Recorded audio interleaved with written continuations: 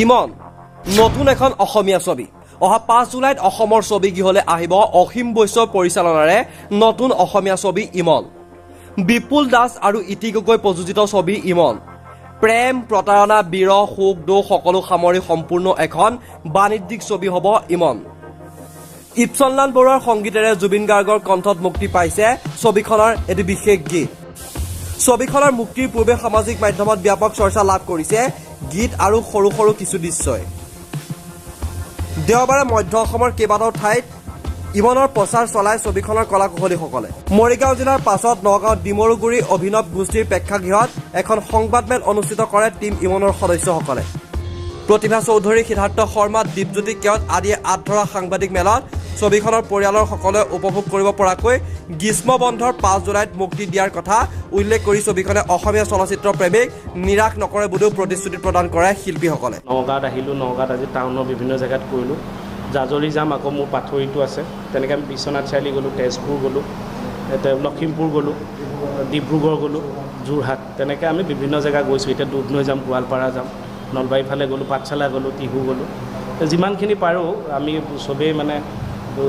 প্ৰচাৰ কৰাত আমি যিমান পাৰোঁ মানে লাগিছোঁ যাতে মানুহখিনি অন্ততঃ চিনেমাখন আহিছে বুলি গম পাওক আৰু ভাল লগা কথাটো হৈছে যিজন প্ৰযোজক যে বিপুল চন্দ্ৰ দাস আৰু তেখেতৰ পৰিবাৰ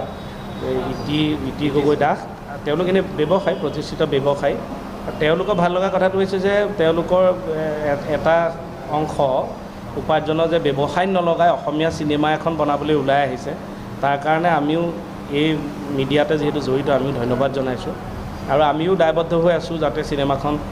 ভাল পাওক মানুহে আৰু কাৰণ আমিও যিমান পাৰোঁ এনেকৈ সুবিধাবোৰ আমি নাপাওঁতো এতিয়া লাহে লাহে 2-এখন চিনেমা আহিছে আমিও যিমান পাৰোঁ মানে মন দি কৰিব চেষ্টা কৰিছোঁ যাতে মানুহক মনোৰঞ্জন দিব পাৰোঁ 5 জুলাইত আহি আছে ইমন কোৰিঅ'গ্ৰাফাৰ আমাৰ সকলোৱে চিনাকি অসীম বৈশ্যদেৱৰ পৰিচালনা ইপচনলাল বৰুৱাদেৱৰ সংগীত য'ত কণ্ঠদান কৰিছে জুবিন দাই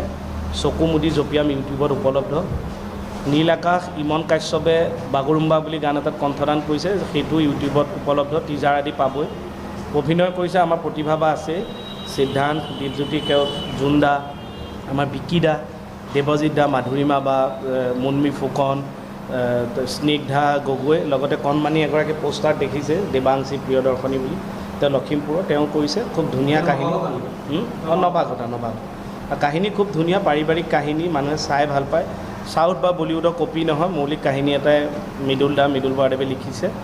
অসীম দাই সুন্দৰকৈ পৰিচালনা কৰিছে আৰু সকলো ধৰণৰ ৰস আছে তাত এতিয়া আমাৰ ৰসিক চৰিত্ৰত আমাৰ দীপজ্যোতি এবাৰ চিনেমাত এনেকৈ অকণমান আহল বহলকৈ এবাৰ প্ৰথম এনেই টিভি স্ক্ৰীণত বা আমাৰ দুইজনকে আপোনালোকে কে মোহন বুলি জানেই নগাঁৱৰ পৰা বিভূতি বৰাৰ ৰিপৰ্ট চুহানা লাইভ।